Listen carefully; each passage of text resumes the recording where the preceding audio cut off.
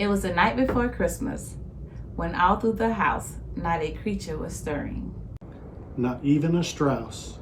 The stockings were hung by the chimney with care, in hopes that St. Nicholas would soon be there. The children were nestled all snug in their beds, while vision of sugar plums danced in their heads. And Mama in her kerchief and I in my cap had just settled our brains for our long winter's nap.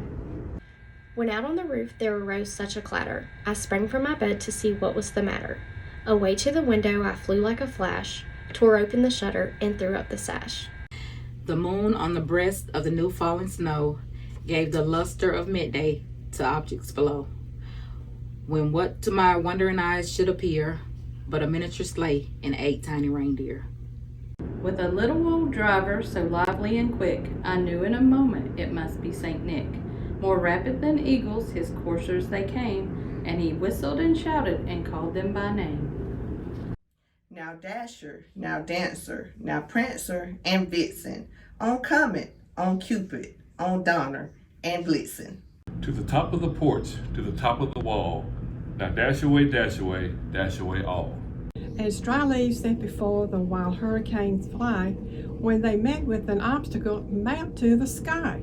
So up to the housetop the coursers they flew, with a sleigh full of toys and St. Nicholas too.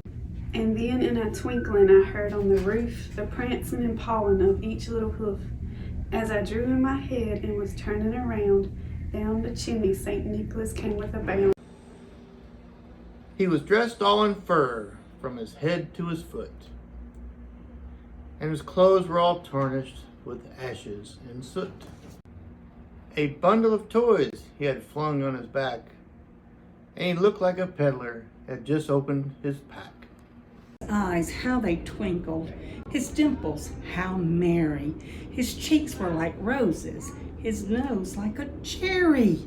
His droll little mouth was drawn up like a bow, and the beard on his chin was as white as the snow.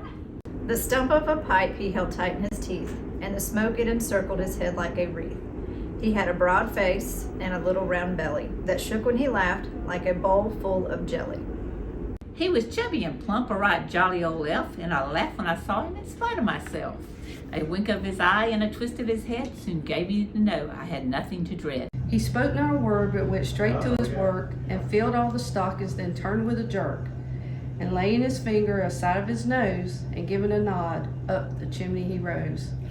Merry Christmas, y'all. He sprang to his sleigh, to his team gave a whistle, and away they all flew like the down of a thistle. But I heard him exclaim, ere he drove out of sight, Happy Christmas to all, and to all a good night. Merry Christmas, everybody.